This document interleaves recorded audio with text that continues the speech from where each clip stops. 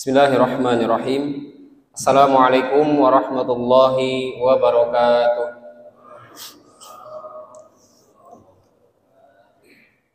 Alhamdulillahirabbil alamin wa bihi nasta'inu ala umuri dunya waddin. Wassalatu wassalamu ala asyrafil anbiya'i wal mursalin wa ala alihi wa sahbihi wa man tabi'ahum bi ihsanin ila yaumiddin. Qala Allah Ta'ala fil Qur'anil Karim ba'da an a'udzu billahi minasyaitonir rajim. Bismillahirrahmanirrahim. Ya ayyuhalladzina amanu taqullaha haqqa tuqatih wa la tamutunna illa wa antum muslimun. Wa qala aidan fi ayatin ukhra, ya ayyuhalladzina amanu taqullaha wa qulu qawlan sadida yuslih lakum a'malakum wa yaghfir lakum dhunubakum wa may yuti'illaha wa rasulahu faqad faza fawzan 'azima. Wa qala Rasulullah sallallahu alaihi wasallam, ittaqillaha haitsu ma kunta wa atbi'i sayyi'atal hasanata tamhuha wa khaliqin nasa bi khuluqin hasanin. Allahumma la sahla illa ma ja'altahu sahla wa anta taj'alul hazna idza syi'ta sahla. Allahumma anfa'na bima 'allamtana wa 'allimna ma yanfa'una wa zidna ilma, amma ba'du. Hadirin wal hadirat, bapak-bapak, ibu-ibu, saudara-saudari, jamaah Masjid Alhamdulillah dan jamaah Majelis Taklim dalam program Yasa Mulyo Mengaji rahimakumullah. Pertama, marilah selalu kita panjatkan puji syukur kita yang mendalam. Puji syukur kita yang setinggi-tingginya kehadirat Allah Subhanahu wa Ta'ala, karena Allah Subhanahu wa Ta'ala senantiasa mencurahkan nikmatnya, menganugerahi kepada kita iman dan Islam. Dan Allah Subhanahu wa Ta'ala juga masih menitipkan ruh di dalam jasad kita sampai di detik ini. Kalau bahasa para ulama, ini adalah mawasimut ta'at, di musim-musim ketaatan. Mengapa demikian? Karena memang dimulai dari bulan Dzulqa'dah bersambung ke bulan Dzulhijjah sampai nanti bulan Muharram, itu adalah terhitung sebagai bulan-bulan haram.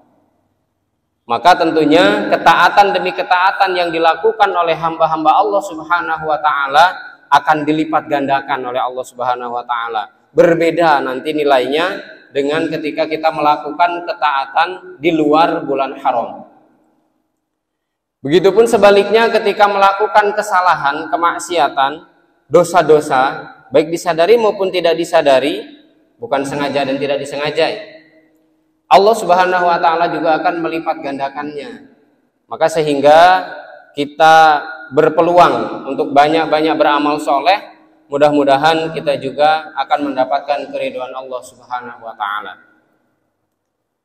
Salawat teriringkan salam semoga selalu tercurah dan tersampaikan kepada Nabiullah Muhammad sallallahu alaihi wasallam, nabi junjungan kita, nabi junjungan umat ini, yang membawa dari zaman kejahiliahan, dari zaman yang tidak bermoral atau tidak memiliki tata aturan, kemudian seolah-olah disulap oleh Allah Subhanahu wa Ta'ala melalui tangan Nabi Shallallahu alaihi wasallam, yaitu zaman yang penuh dengan keimanan, zaman yang dipenuhi dengan hikmah, berbagai bentuk hikmah, baik yang terkecil sampai kepada hikmah yang besar diajarkan oleh Nabi Shallallahu alaihi wasallam dan langsung dipraktikkan oleh beliau beserta para sahabat. Mudah-mudahan kita juga dimampukan untuk meneladaninya, sehingga kita kelak akan bersua bersama Rasulullah dan para alim ulama, para sahabat di surganya Allah Subhanahu wa Ta'ala. Amin, Allahumma amin. Jamaah rahimani wa rahimakumullah. Adapun pembahasan kita pada malam hari ini adalah seputar tauhid atau iman kepada Allah Subhanahu wa Ta'ala yang menjadi pokok di dalam akidah kita, yang menjadi kepala bagi setiap syariat yang Allah Subhanahu wa Ta'ala turunkan, yang Allah Subhanahu wa Ta'ala gariskan kepada kita semuanya adalah beriman kepada Allah Subhanahu wa Ta'ala. Termasuk di dalamnya adalah hal yang paling pokok yaitu beriman tentang adanya Allah Subhanahu wa taala. Mungkin kemarin sudah kita bahas, disinggung ya, secara umum ya, secara umum bagaimana kemudian Allah Subhanahu wa taala dengan keberadaannya itu sangat dirasakan oleh makhluk-makhluknya. Terutama adalah oleh hamba-hambanya, oleh kita semuanya. Kita selaku hamba Allah Subhanahu wa taala sangat merasakan bagaimana kehadiran Allah Subhanahu wa taala. Kalaupun kita tidak akan membicarakan sebuah polemik, ya kalau ditulis di dalam Wahai Ahlu Sunnah Bersatulah yang ditulis oleh Ustadz Farid Nu'man Hasan. Beliau mencoba untuk mengkorelasikan, mencoba untuk mengkomparasi atau membandingkan seperti apa sih yang dipahami oleh ulama-ulama terdahulu, ternyata sama. Karena ada oknum-oknum yang kemudian mereka berani, oknum-oknum yang mencoba seolah-olah untuk ya bahasanya menggeser lah mungkin peradaban, atau mungkin mencoba untuk ngerecoki kalau bahasa kita dalam hal beriman kepada wujud Allah Subhanahu wa taala. Bapak Ibu jamaah rahimani wa rahimakumullah, dalam hal beriman kepada wujud Allah, Ahlu Sunnah wal Jamaah itu sepakat. Semua sepakat. Tak ada satupun yang mengingkari tentang adanya Allah Subhanahu wa taala. Nah, tapi nanti di situ dibumbui dengan yang namanya perselisihan pemahaman. Sehingga ya sebenarnya kalau kita ini belajar merujuk kepada bagaimana pemahaman-pemahaman akidah Ahlu Sunnah wal Jamaah orang-orang terdahulu, ternyata kalau kita tarik garis besarnya bahwa ketika belajar akidah itu ada beberapa jalur periwayatan, artinya beberapa jalur untuk kita belajar. Yang pertama adalah akidah yang jalurnya athariyah. Athariyah ini athari, yaitu yang digagas atau ini pelopori oleh Imam Ahmad bin Hambal rahimahullahu ta'ala. Itu nanti murid-muridnya seperti Syekhul Islam Ibnu Taimiyah, kemudian putra beliau sendiri Abdullah bin Ahmad bin Hambal, kemudian juga Imam Al-Lalikai kalau kesininya ya, Imam As-Safarini. Itu yang athariyah. Athariyah ini apa Bapak Ibu sekalian? Yaitu mengkaji akidah-akidah ya, atau mengkaji pengkajian akidah melalui riwayat-riwayat baik dalam Quran, terutama adalah dari hadis-hadis Rasulullah Shallallahu Alaihi Wasallam, terutama hadis-hadis. Kemudian pembicaraan-pembicaraan, penjelasan para ulama dari kalangan sahabat. Itu siapa? Dia biasanya berkembang di daerah Mekah, di daerah Madinah. Pokoknya semuanya itu yang riwayatnya adalah melalui jalur-jalur hadis. Apakah kemudian yang kedua Asy'ariyah juga tidak seperti itu? Sama. Akan tetapi Abu Hasan Al-Asy'ari rahimahullahu ta'ala sebagai penggagas dari Asy'ariyah. Jadi yang pertama adalah Athariyah, yang kedua adalah Asy'ariyah. Asy'ariyah ini berpandangan juga sama. Itsbat di dalam sifat-sifat Allah semuanya menetapkan Allah ada, termasuknya Allah wujud. Kan apalagi kalau kita sering mendengar di puji-pujian Pak ya, puji-pujian atau mungkin baik di masjid, di musola, wujud, kidam, bako, itu kan sudah diyakini wujud Allah Subhanahu wa taala ada, betul. Akan tetapi memang kalau Asy'ariyah itu melalui jalur takwil. Ditakwil artinya nanti kalau Allah punya tangan seperti apa, Allah itu turun nuzulnya itu seperti apa. Atau Maturidiyah hampir sama dengan Asy'ariyah. Nah, ada firqah atau mungkin satu pemahaman yang dia ini lebih ke Mujassimah. Mujassimah ini artinya Allah Subhanahu wa taala seolah-olah memiliki tubuh. Padahal Athari tadi juga sudah berpecah. Nah, ini kita tidak membahas ke sana, akan tetapi kita akan menguatkan keberadaan Allah Subhanahu wa taala dibuktikan dengan apa? Sehingga kita nambah yakin, nambah kuat, teguh di dalam hati kita, pendirian kita, betul Allah Subhanahu wa taala itu memang ada. Lah kalau ditanya misalkan mana? Buktinya mana? Kok nggak terlihat? Perlu kita pahami Bapak Ibu jamaah rahimani rahimakumullah, karena sesuatu yang ada itu tidak harus bisa dilihat. Mungkin sering kita ulang-ulang bagaimana angin. Angin itu kan ya nggak kelihatan juga seperti apa bentuk rupanya, warnanya, kemudian juga baunya yang seperti apa. Kecuali angin yang dan tanda kutip ya. Beda kalau itu ya. Itu ada, itu khas itu bau itu. Akan tetapi angin yang sekarang ini kita rasakan dari AC kan nggak tahu juga kita warnanya seperti apa, bentuknya apakah bundar-bundar kemudian mereka beredar gitu yang ngalir seperti air atau mungkin kotak-kotak atau segitiga, kan kita tidak ada yang tahu. Tapi terasa ada semlewir ke muka kita, ke seluruh tubuh kita, sekujur tubuh kita bisa merasakannya. Maka kalau ada yang mengatakan kalau Allah itu ada, mana buktinya kok tidak terlihat? Ini adalah konyol, pertanyaan yang konyol. Karena apa? Karena dia sendiri pun tidak mampu membuktikan. Jamaah rahimani wa rahimakumullah, maka pokok di dalam mengkaji iman kepada Allah itu harus kita beriman dulu kepada wujud Allah.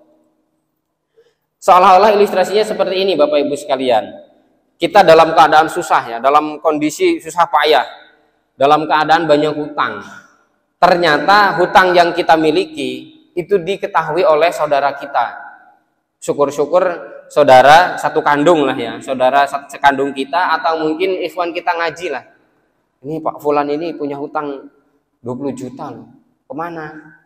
Pokoknya tapi bukan ke bank gitu, pokoknya ke ini. Dulu waktu ada tanggungan apa gitu. Sampai kemudian dibayar oleh seseorang, ya temannya, teman ngajinya, karena akrab sudah kemana-mana ngaji bareng gitu. Artinya dapat hidayah bareng, kemudian mengistiqomahkan diri bersama-sama. Hingga akhirnya kemudian dia dibayarkan. Ketika mau membayar hutang tersebut, Pak, ngapunten, sebulan yang lalu sudah dibayarkan sama nggak tahu siapa. Pokoknya beliau ngomongnya ini dari hamba Allah untuk si Fulan. Fulan itu adalah saudara saya, melebihi dari saudara kandung saya. Karena beliau adalah saudara iman saya. Sampai kemudian, nah ketika dia mengakui dan dia berusaha mencari siapa ya, Fulan ini siapa ya. Teman saya ini insya Allah banyak yang soleh-soleh, tapi ini yang benar-benar rela berkorban untuk memberikan uangnya yang tidak cuma-cuma tentunya ya besar itu Pak, 20 juta itu. Siapa ya? Dia akan mencari. Nah seperti inilah iman yang bijak ya. Orang mukmin yang bijak atau iman yang baik.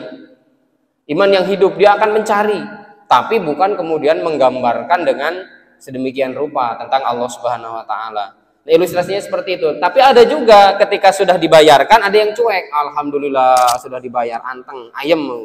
Ternyata cuek. Nggak mencari, boro-boro mencari. Kalau mencari aku ditagih kok. Aku dini kok ditagih malah. Nggak usah lah. Nggak usah tak golei lah. Wis bene. Lumayan, alhamdulillah. Ternyata ya nggak terlalu banyak lah. Misalkan 5 juta atau mungkin 500.000 gitu. Tapi dia tidak berusaha mencari siapa sih ya yang betul-betul rela berkorban menyelamatkan saya dari kubangan utang. Itu siapa ya? Itu nggak mencari. Pokoknya cuek, yang penting sudah dibayarkan, udah tenang, ayem. Tinggal melanjutkan lagi kehidupan selanjutnya. Nah, ini adalah orang-orang yang ketika dia merasakan keberadaan Allah Subhanahu wa taala tidak mau mencari tahu tentang keagungan-keagungan yang dimiliki oleh Allah Subhanahu wa taala. Jemaah rahimani wa rahimakumullah, maka dijelaskan oleh Allah Subhanahu wa taala, bismillahirrahmanirrahim, dzalika bi annallahu wal haq. Yang demikian itu karena Allah Subhanahu wa taala itu adalah benar adanya. Wa anna ma yad'una min duni, dan adapun yang mereka seru, yang orang-orang musyrik, orang-orang kafir itu mereka meminta, kemudian mereka memohon, mereka menghibah min duni selain Allah Subhanahu wa taala, huwal batil. Itu adalah sesuatu yang salah, sesuatu yang batil. Wa annallahu wal aliyyul kabir. Dan sedangkan Allah Subhanahu wa taala, Allah menutup dengan sifat dan namanya. Al-Ali, sifatnya tinggi, kemudian Allah Subhanahu wa taala Al-Kabir, ya juga maha besar. Bapak Ibu jamaah rahimani wa rahimakumullah, nah maka mana buktinya? Mana Ustaz? Dari tadi sudah panjang lebar kita membahas tentang keberadaan Allah. Mana yang membuktikan itu semuanya? Yang pertama adalah fitrah manusia diciptakan. Fitrah kita diciptakan ya. Al-fitratu as-salimah, yaitu fitrah yang lurus. Jadi ternyata Bapak Ibu jamaah rahimani wa rahimakumullah, manusia itu diciptakan oleh Allah Subhanahu wa taala semuanya dalam keadaan lurus. Kalaupun bahasa Nabi, perempuan itu diciptakan dari tulang rusuknya laki-laki yang bengkok, karena Siti Hawa itu adalah tercipta ya. Salah satunya adalah perantaranya wasilahnya dari tulang rusuknya Nabi Adam yang bengkok. Nabi mengisyaratkan kalau dibiarkan tetap bengkok, kalau dipaksa patah. Makanya pelan-pelan, suruh pelan-pelan. Lah, itu berarti bengkok, Ustaz. Berarti ternyata ada kekurangan di dalamnya. Ini beda, itu fitrahnya juga. Artinya fitrah di sini adalah ketetapan yang Allah Subhanahu wa taala tetapkan. Maksud fitrah di sini adalah tidak cenderung kepada keburukan. Sehingga dikatakan ya, wahya ma jubula alaihi min ya ibni Adam min ghairi sabqi ta'limin ya. Yang mana kalau dalam bahasa ilmiahnya ketika fitrah itu adalah satu hal yang aksioma. Aksioma itu pokoknya yang tidak perlu pikir panjang itu sudah ada di dalam diri manusia tadi. Apa buktinya? Allah Subhanahu wa taala menegaskan dalam surat Ar-Rum di ayat yang ke-30. A'udzubillahi minasyaitonirrajim. Bismillahirrahmanirrahim. Fa'aqim wajhaka lid-dini hanifa. Dan tawajuhkan dan luruskanlah dan hadapkanlah wajahmu lid-dini hanifa, yaitu untuk agama yang lurus, fitratallahi allati fataran nasa 'alaiha, yaitu fitrah Allah Subhanahu wa taala yang telah Allah Subhanahu wa taala gariskan, yang Allah tegaskan, yang Allah sudah tanamkan, yaitu di dalam manusia, di dalam diri manusia, dalam kita semuanya.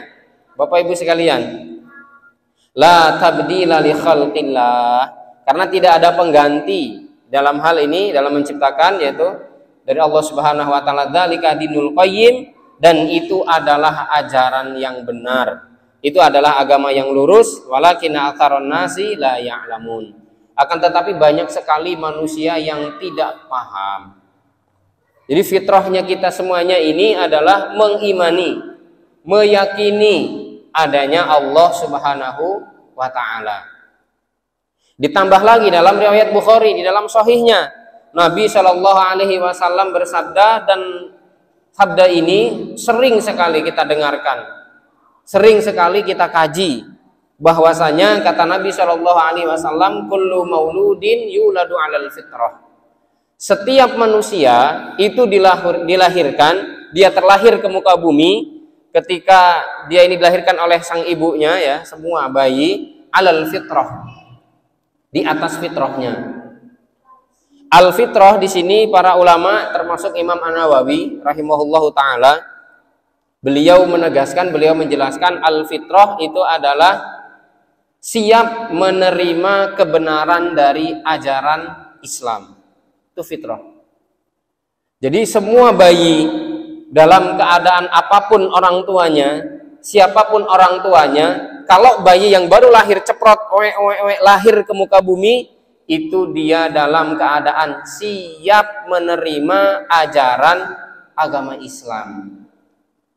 Loh, ini diskriminasi Ustadz. Kok bisa-bisanya? Ya jangan dihubungkan dengan di Indonesia yang Bhinneka Tunggal Ika ya.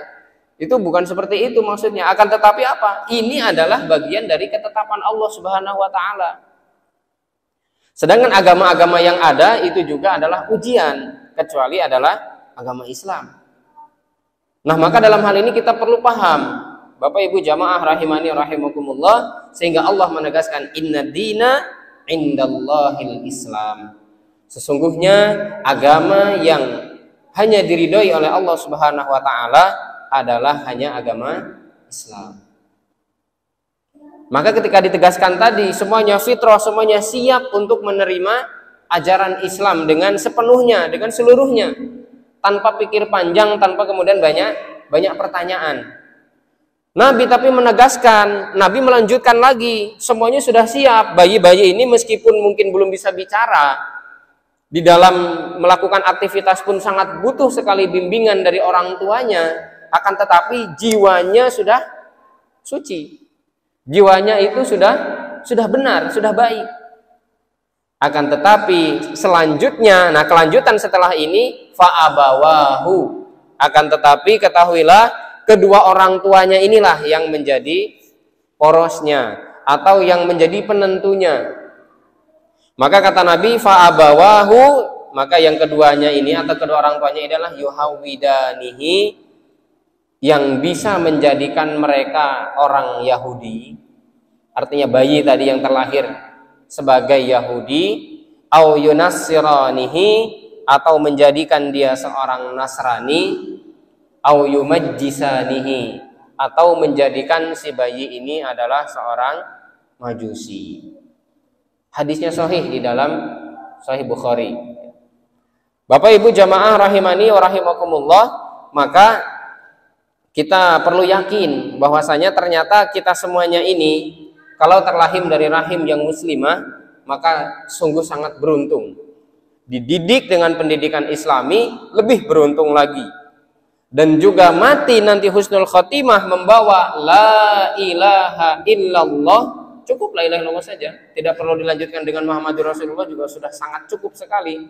Paling beruntung Bapak Ibu sekalian, itu paling beruntung. Karena apa?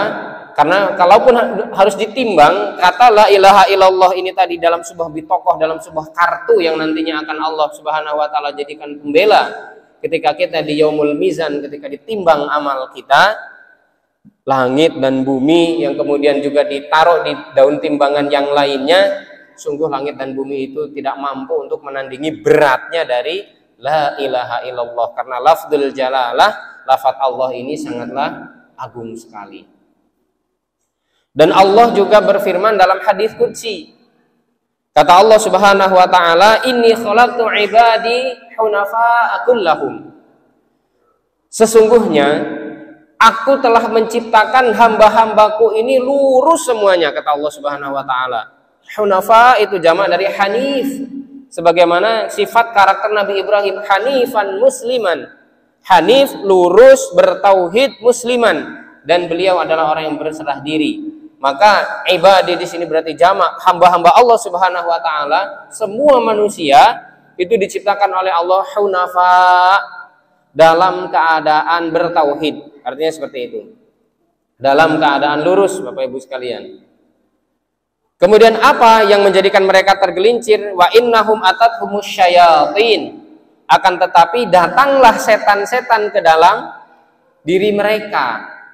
Datanglah setan-setan yang selalu menggoda, berusaha menggelincirkan, mengajak kepada kesesatan. Mengajak untuk apa? Cenderung kepada sebuah keburukan. Kemudian apa? Akhirnya fajatalathum, ya. Kemudian setan itu fajatalathum, setan akhirnya menyesatkan mereka an dinihim, yaitu dari agama mereka, yaitu agama hamba-hamba Allah Subhanahu wa taala tadi. Hadisnya sahih di dalam Sahih Muslim atau Rawahu Muslim, riwayat Imam Muslim, ya. Ini yang pertama. Yang kedua adalah kata para ulama di sini dikatakan al-aqlu as-sharih, akal sehat yang membenarkan. Jadi kalau kita tadi sudah jelas fitrah yang ditanamkan oleh Allah itu sudah ada di dalam diri kita semenjak kita ditiupkan ruh oleh Allah Subhanahu wa taala semasa masih ada di dalam rahim ibunda, ibu kita, maka kemudian yang kedua adalah akal. Nah, bedanya akal dengan otak, Bapak Ibu jamaah rahimani wa rahimakumullah, kalau otak itu ya memang semuanya punya. Kita manusia dan bahkan makhluk-makhluk yang ada, termasuk hewan ya, termasuk ya. Kalau ini tumbuh-tumbuhan apa ada otaknya ya? Wallahu a'lam itu ya. Kalau yang kita lihat kan manusia, kemudian hewan ya, itu semuanya punya otak. Akan tetapi dalam hal akal ternyata tidak. Karena al-aqlu ya sumyal aqlu, akal itu ternyata dari bahasa Arab, artinya mengikat, diikat, Pak. Dikencang bahasa kita ya. Dalam bahasa Jawanya itu dikencang, diikat itu apa? Li'an yaqiluka min tasarrufatin sayyi'at. Sumyal aqlu ya, dinamai akal itu untuk atau agar kalian ini diikat betul ketika sudah ditanamkan akal di dalamnya oleh Allah Subhanahu wa taala agar tidak berbuat buruk. Maka kalau ada manusia normal kok kemudian perbuatannya buruk terus sepanjang kehidupan, sejarah kehidupannya di dalam historinya tidak ada catatan kebaikan, berarti sebenarnya punya otak tapi tidak punya akal. seolah-olah seperti orang gila. Makanya kalau orang gila kan dia disebut zawalul aqli, atau orang tidur, orang pingsan disebut zawalul aqli, hilang akalnya. Karena apa? Ya dia tidak bisa melakukan kebaikan yang di situ diridhoi oleh Allah Subhanahu wa taala. Wa huwa asalimu minasyubuhat wa syahawat fa innahu yaqta'u bi annal makhluqati la budda laha min khaliqin. Kata akal berbicara, yaitu terselamatkan atau bebas dari yang namanya syubuhat wa syahawat. Syubuhat itu pemikiran, Pak. Tadi yang mengatakan bahwasanya Allah itu bertempat, kemudian Allah Subhanahu wa taala itu adalah jism, tubuh sebagaimana makhluk. Nah, ini juga adalah sebuah kesalahan yang fatal ya. Mencoba untuk mentakdis, mensucikan Allah Subhanahu wa taala, kalaupun tadi atau mungkin menghormati, menghargai dari Quran dan Sunnah, akan tetapi terlalu berlebihan. Karena ternyata tadi kalau kita kembali kepada ajaran Atsari dengan Asy'ari di dalam hal wujud Allah Subhanahu wa taala, ya pokoknya semuanya mentafwid, artinya mengembalikan kepada Allah Subhanahu wa taala meskipun wujudnya sangat-sangat dipercaya sekali. Berbeda halnya dengan ya kaum-kaum mujassimah ya, yang tadi menjisemkan atau menganggap ada tubuhnya sebagaimana makhluk. Atau beda lagi ketika orang-orang Mu'tazilah, orang Mu'tazilah ini orang liberal, dia menganggap Allah tidak ada. Gak ada yang seperti itu. Sifat-sifat Allah juga tidak ada. Allah punya mata, kemudian Allah mengabarkan tentang betisnya Allah seperti apa. Pokoknya itu semuanya tidak ada, ditaktil ya. Jahmiyah juga seperti itu. Nah ini sangat mengerikan sekali pemahaman seperti ini. Fa'innahu yaqta'u bi annal makhluqat, dan dia meyakini bahwasanya semua makhluk-makhluk itu la budda laha min khaliqin. Harus ada penciptanya. Karena tidak mungkin adanya sesuatu kok tidak ada yang menciptakan. Mustahil. Mustahil sekali, Pak. Mungkin ini sering kita bahas ya. Bagaimana kemudian juga yang ada di dalam diri kita. Kok kemudian kita dengan segala bentuk kesempurnaan yang ada, sebagaimana yang Allah tegaskan, laqad khalaqnal insana fi ahsani taqwim. Sungguh kata Allah sudah ditegaskan bahwasanya ya kami telah menciptakan manusia itu dalam sebaik-baik bentuk. Manusia ini dalam keadaan sempurna kita ya. Bisa berbicara, bisa melihat, kemudian bisa meraba dengan tangan, melangkah dengan kaki. Kemudian merasa dengan indera perasa kita, dengan lidah kita, dengan bisa berbicara dengan lisan kita juga. Semua kesempurnaan ada di dalam diri manusia secara fitrah dari Allah Subhanahu wa taala. Atau mungkin speaker ini yang sekarang sedang kita perdengarkan ya. Ini kan suaranya bisa besar, karena kalau seperti ini kan suaranya ternyata tidak terlalu besar ya. Tidak terlalu keras, terlalu kencang. Tapi kok kenapa ini? Ini pasti ada yang membuat, tidak mungkin tidak. Dan bahkan mungkin toko-toko pun akan bertanya, ini ada speaker tapi nggak tahu siapa yang buat. Heran itu. Aneh itu orang, pasti aneh. Ini apa? Jangan-jangan jin ini nanti katanya. Atau mungkin gimana lah ya. Secara logika sederhana saja tidak masuk akal. Kalau kemudian adanya alam semesta, adanya isi bumi, itu tidak ada yang menciptakan. Itu nggak masuk di akal.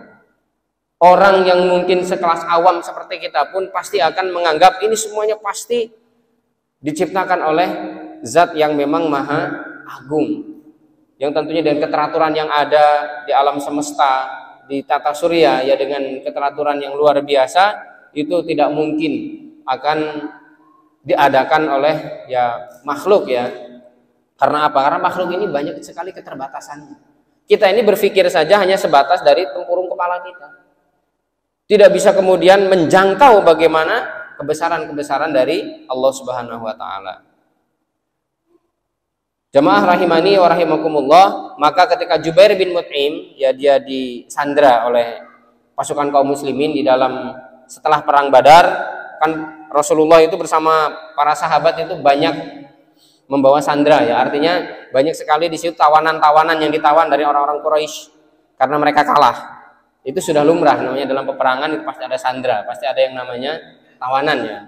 Maka kemudian di situ kan berselisih pendapat, ini harus dibunuh, kata Umar bin Khattab, kata Abu Bakar udah jangan. Minta saja mereka untuk mengajarkan kita tentang lughah atau bahasa, karena mereka ini ahli-ahli bahasa. Nah, singkat cerita, ada seseorang bernama Jubair bin Mut'im itu mendengar Nabi Shallallahu Alaihi Wasallam sholat maghrib dan beliau membaca surat At-Tur.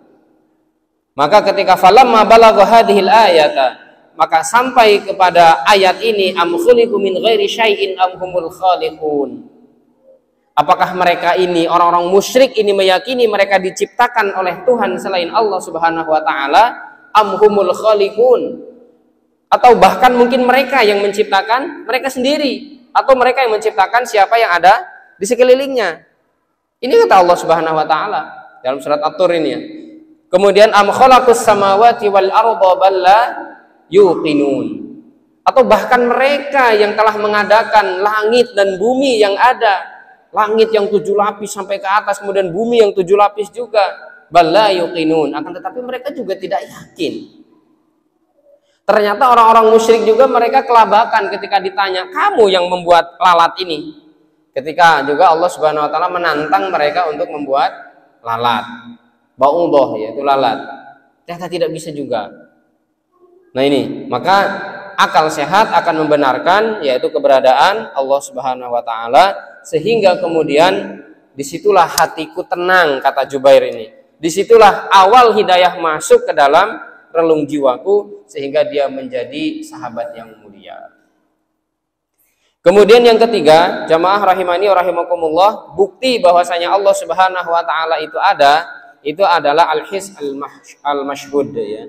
Sesuatu yang nyata terlihat. Sesuatu yang secara hisi, secara nyata dan masyhud dan disaksikan betul. Bagaimana semuanya itu adalah ada dan nyata. Sebagaimana yang tadi sudah kita bahas ya. Kata Allah dalam surat Fussilat di ayat yang ke-35, sanurihim ayatina fil afaq. Maka akan kami tunjukkan, kata Allah Subhanahu wa taala. Maka Allah sering membuat dalam sebuah perumpamaannya ini dengan bahasa kami. Ini untuk memuliakan orang-orang beriman, bukan Allah banyak. Karena kalau sudah pakai nahnu itu berarti banyak, jamak dia, lebih dari satu. Bukan kemudian Allah Subhanahu wa taala itu banyak, akan tetapi Allah memuliakan. Di situ ada malaikatnya, kemudian ada para nabi dan rasul. Maka bahasanya sanurihim, maka akan kami tunjukkan kepada mereka ayatina, yaitu ayat-ayat kami fil afaq wa fi anfusihim, yang ada di langit tadi ya, dan juga di dalam diri-diri mereka. Hatta yatabayyana lahum annahul haqq, sampai jelas, sampai betul-betul dipaksa, sampai betul-betul dipaksakan kepada mereka bahwa itu adalah sebuah kebenaran yang bukan diada-adakan, bahwa itu semuanya adalah kebenaran yang mutlak, kebenaran yang ada dan harus diimani, kata Allah Subhanahu wa taala seperti itu. Apa buktinya? Di sini dikatakan ayatun nabiyyin, tanda-tanda kenabian. Bagaimana meskipun diperselisihkan ya, kalau saya baca tentang kisah lahirnya Nabi ketika ditulis oleh Syekh Shafiur Rahman Al-Mubarakfuri di dalam Ar-Rahiqul Makhtum, itu dijelaskan ada beberapa tanda-tanda kenabian beliau. Satu adalah hancurnya 10 balkon istana Persia. Tapi ternyata ketika beliau yang menulis ini tadi mencari, menggali lagi referensi, ternyata itu dihapus oleh beliau di dalam Rodotul Anwar. Jadi beliau membuat buku lagi, seolah-olah bantahan terhadap tulisannya sendiri, membuat buku lagi yang lebih tebal, namanya Rodotul Anwar. Akan tetapi masih banyak dipakai oleh para ulama, dan itu tidak masalah. Karena apa? Karena memang kelahiran Nabi Shallallahu Alaihi Wasallam itu adalah bagian dari mukjizat, membawa kemuliaan. Kalau yang tadi dikatakan itu 10 balkon Persia itu runtuh semuanya, kemudian juga termasuk gereja-gereja yang ada di Yaman itu juga amblas. Dan dari tempat lahir beliau, ya di dalam diri Siti Aminah, itu terpancar cahaya yang menyinari negeri Syam. Nah seperti itu. Itulah hari lahirnya Nabi Shallallahu Alaihi Wasallam seperti itu. Itu ayatun nabiyyin. Kemudian Nabi Isa bisa berbicara ketika masa bayi. Karena apa? Dituduh ketika itu Maryam adalah wanita pezina. Wah, kamu ini bohong katanya. Sok-sokan suka ibadah di mihrab, akan tetapi kamu punya anak. Dari mana kalau bukan ada bapaknya? Gak mungkin itu. Maka Nabi Isa berbicara. Ini Abdullah. Aku adalah hamba Allah, kata Nabi Isa alaihissalam. Banyak tanda-tandanya Bapak Ibu sekalian. Nabi Ibrahim yang tidak mempan dibakar api. Kata Imam Ibnu Katsir hanya seutas tali yang digunakan mengikat beliau. Kan tangannya seperti ini kan. Hanya tali yang di belakang itu Pak yang terbakar. Yang lainnya tidak ada. Bajunya utuh semuanya ketika beliau dibakar di dalam kobaran api. Ini jelas. Allah Subhanahu wa taala nyata di situ pertolongannya. Nabi Musa alaihissalam yang kalau ke depan beliau pasti akan tenggelam di Laut Merah, kalau balik ke belakang pasti akan ditangkap oleh Fir'aun beserta Haman dan juga dengan bala tentaranya. Nah, terus mau kemana? Akhirnya fakul nadrib bi'asakal bahr. Pukulkan Musa tongkatmu itu ke lautan. Lautan itu menyibak akhirnya sampai seperti tanggul gitu Pak. Sampai kemudian Nabi Musa bisa lewat. Lah itu kalau bukan sama Allah siapa yang bisa seperti itu? Ini ayatun nabiyyin, tanda-tanda dari kenabian ya, tanda-tanda dari mereka para nabi. Wa karamatul aulia, dan juga karomahnya para wali. Ya, termasuk di sini adalah karomah atau maunah ya, maunah pertolongan yang Allah Subhanahu wa taala berikan kepada para wali wassalihin dan juga orang-orang saleh, wa ijabatu da'iyyin, dan juga terkabulnya doa. Saya pernah mencoba Pak, saya mencoba testimoni lah ya, testimoni kepada anak-anak TPA ini, bukan pada panjenengan yang jelas sudah pasti yakin ya kalau itu dari Allah. Saya nyoba ke anak TPA. Coba antum, kamu pernah berdoa apa? Oh, saya pernah berdoa, saya minta sepeda. Pokoknya lebaran ini mudah-mudahan Allah mengabulkan, saya pengen sepeda. Bener nggak? Bener ternyata. Second apa baru? Saya mintanya second dikasih baru. Kemudian ada juga yang saya minta kehidupan keluarga saya dicukupi oleh Allah Subhanahu wa taala. Bener nggak? Bener. Lah apa buktinya? Saya punya mobil sekarang. Artinya sebenarnya dari dua anak ini saja kita sudah tidak perlu bertanya lagi panjang lebar tentang Allah Subhanahu wa taala menjawab doa-doa hambanya. Dan juga mungkin tidak perlu panjang lebar dalil dari Al-Qur'an maupun sunnahnya ini Allah mengabulkan doa gini. Jelas dengan bagaimana di hadapan kita melihat, menyaksikan dengan mata kepala sendiri bahwasanya mereka mengakui anak-anak itu yang mereka mungkin kalau kita tanya yakin itu dari Allah, yakin nggak ya? Mungkin ada yang kayak gitu, mungkin anak kecil ya, namanya anak kecil, tapi dia yakin kalau dia ketika berdoa meminta menengadahkan tangan kemudian Allah Subhanahu wa taala mengabulkan. Ini yang terakhir, jamaah rahimani rahimakumullah, kumandang azan ya. Yang terakhir adalah asyara'u as-sahih, yaitu syariat yang benar ya, syariat yang berjalan ya, fitrah tadi, tapi di sini adalah berdasarkan bagaimana ayat-ayat Allah Subhanahu wa taala, termasuk di dalamnya adanya Al-Qur'an atau kitab-kitab samawi yang pernah diturunkan oleh Allah Subhanahu wa taala kepada para nabi dan rasul. Ada kitab Zabur, ada kitab Taurat, ada kitab Injil, sampai Al-Qur'an yang ada di rumah-rumah kita, yang ada di dalam diri kita, syukur-syukur ada di dada-dada kita semuanya, itu menandakan keberadaan Allah Subhanahu wa taala. Maka kata Allah, afala yatadabbarunal Qur'an am ala qulubin aqfaluha. Apakah mereka ini orang-orang musyrik itu tidak mentadaburi Al-Qur'an, atau hanya di dalam hati-hati mereka itu terkunci mati?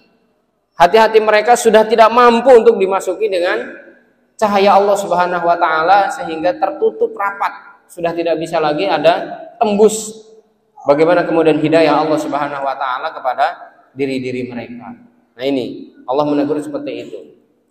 Karena apa? Kalau menganggap Allah Subhanahu wa taala itu adalah tidak ada, ghaib, wajib kita yakini itu adalah ghaib ya, beriman kepada yang ghaib, bahkan di pembukaan dalam Al-Qur'an itu sudah dijelaskan oleh Allah. Akan tetapi kalau menganggap yang ghaib ini tidak ada, artinya keberadaannya itu pokoknya tidak diakui, nah ini adalah sebuah kesalahan fatal, dan bahkan ijma ulama mengatakan itu sebuah kekufuran dan dia jatuh kepada ya kekafiran. Bapak Ibu jamaah rahimani wa rahimakumullah, Demikian ya pengantar dari materi kita tentang bagaimana kemudian kita semuanya wajib yakin akan wujud Allah Subhanahu wa taala, hanya memang di dalam kenyataannya, dalam konteksnya ya, itu tidak boleh kemudian menggambarkan atau mungkin tidak boleh mengandai-andaikan seperti apa gambarannya. Udah cukup yakin kita memohon kepada Allah, memohon petunjuk. Bahkan kata Nabi, kalau sampai di dalam benak kalian terfikir terlintas ada bahasa yang menciptakan langit siapa Allah, yang menciptakan bumi siapa Allah, yang menciptakan kita siapa Allah, sampai kemudian terlintas ada bahasa siapa yang menciptakan Allah, kata Nabi Shallallahu Alaihi Wasallam, beristighfarlah, kembalilah ke jalan Allah. Itu adalah was-was dari setan. Jadi kalau ada bahasa seperti itu, Pak, lah terus yang menciptakan Allah siapa ya? Nah itu banyak-banyak istighfar. Astagfirullahaladzim, astagfirullah wa atubu ilaih. Mungkin seperti itu. Wallahu a'lam bishawab. Jamaah rahimani rahimakumullah, demikian apa yang dapat saya sampaikan ya, sekelumit atau sedikit dari apa yang saya mampu untuk menyampaikan. Mudah-mudahan ini juga tetap bermanfaat, khususnya bagi pribadi dan kepada kita semuanya. Semoga Allah Subhanahu wa taala memberikan kekuatan akidah iman kepada kita semuanya, sehingga kita nanti kelak akan berpulang yaitu dengan membawa keridhaan Allah Subhanahu wa taala. Bila taufiq wal hidayah wa ridha wal inayah. Wassalamualaikum warahmatullahi wabarakatuh.